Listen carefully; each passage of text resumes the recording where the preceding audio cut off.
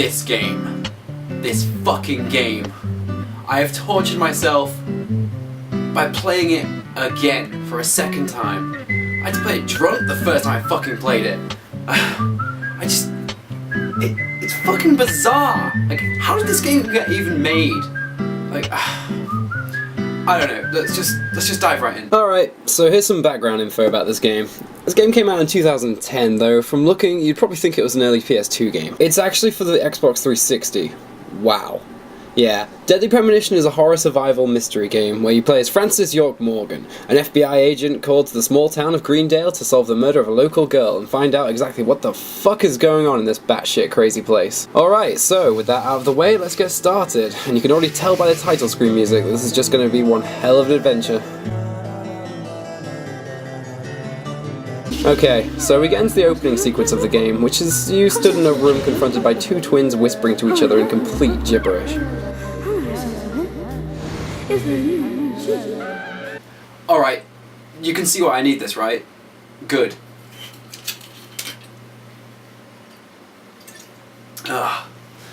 Alright, I'm ready. So, you try and talk to the twins and they tell you, "Could you wait just a little longer?" Of course, I can.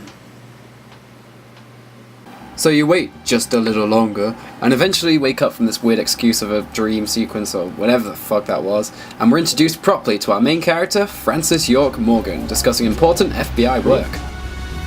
Well, in the Tom and Jerry show, they live with each other. Hello? Hello? Yeah, I would have hung up too.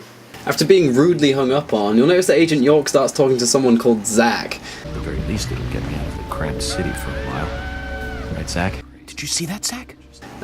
He does this pretty damn frequently in this game, and he never fucking explains who the fuck Zach is. He's not on the phone, I've checked, and he doesn't have an earpiece, so who the fuck is Zach? Got this when I arrested the Catwoman wannabe. Women. They're crazy. Don't you agree, Zach? Yeah, women, right? They're the crazy ones. Yeah. Us men, like me, talking to my imaginary friend here about Tom and Jerry, we got it all fucking figured out, we're cool. What? So after driving for a while and talking to his imaginary friend, York then crashes his car due to seeing some ghostly orange figure on the road.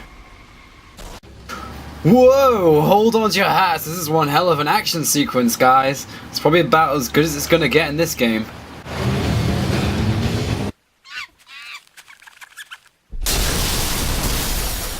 Aw, poor squirrels. You should have just put them out of their misery. Now they have to put up with this game as well. And Mr. Crazy, aka York, somehow survives this crash unscathed and suit intact. Oh yeah. Alright, so now we're officially into the gameplay at this point, and given the task to find your way to the nearest road. Okay, so I feel I have to stop the game here.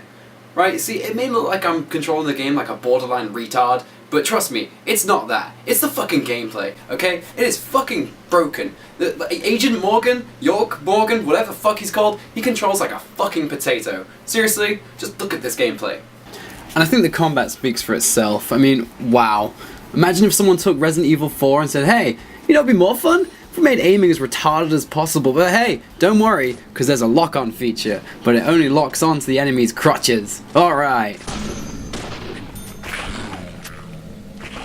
Just listen to those sweet canned sound effects for the pistol. This game just screams polish and professionalism, huh? So you run along for a while, minding your own business, being a general douche and talking to yourself, and eventually you encounter a dead dog or something. Whoa! What the fuck? Oh man, whatever these enemies are that I'm encountering, I bet they're fucking scary. Oh crap, they're retarded. Ah, the main character is scarier than these zombies. I feel sorry for them, if anything. It looks like they're fucking dancing. Everybody dance now! Let's go! Oh! Let's go! Rock! Say what? Rock! Yeah, so these are the game's scary enemies in which you'll be encountering throughout the game. And I guess it would be kinda scary if they didn't yell out such retarded things.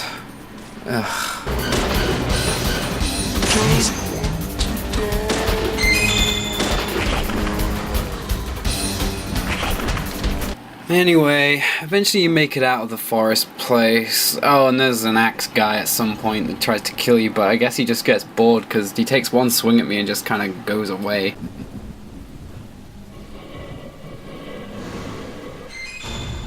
That was easy enough. So yeah, you leave the area and then you just have to run down a road for a while. Ah, but let's not forget, there's some exciting dialogue with Zach before we go down that road. There's definitely something in this town. Do you feel it, Zach? Who the fuck is Zach? Who the fuck is Zach? My coffee warned me about it.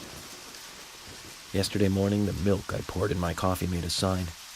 It said, "Tomorrow you'll arrive in a place that will change your fate."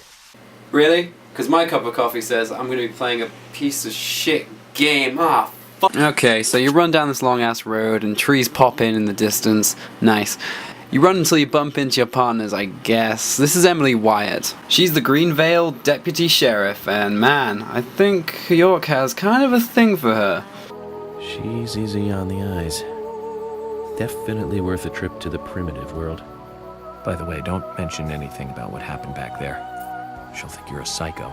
Yeah, you better not mention any of that zombie or like axe murderer stuff. You definitely wouldn't want to think you're a psycho. Just, talk to your imaginary friend in front of her. Chicks dig imaginary friends. Isn't that right, Dave? Oh, Dave. You can't eat a baby. FBI Special Agent, Francis York Morgan. Please, just call me York. That's what everyone calls me. Special Agent Francis York Morgan. Please, just call me York. That's what everyone calls me. Special Agent Francis York Morgan. Please, just call me York. It's what everyone else calls me. So yeah, sorry, York was it? Yeah, I guess there's a running joke, I guess you'd call it, where York has kind of a thing about people calling him York. And trust me, he gets pissed off when people don't. Police officers, I play it by the book. I hope you'll come to appreciate that, Agent Morgan. And we'll handle the investigation. Agent Morgan.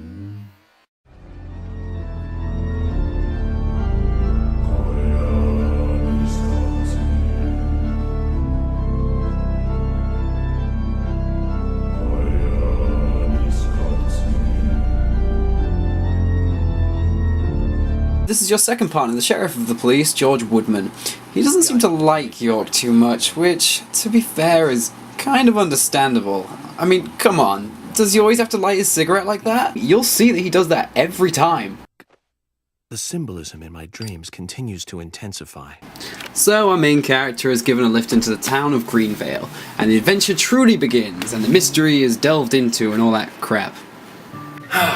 So, that's part 1 of my Deadly Premonition in-depth review. Stay in tune for part 2. It's gonna get fun.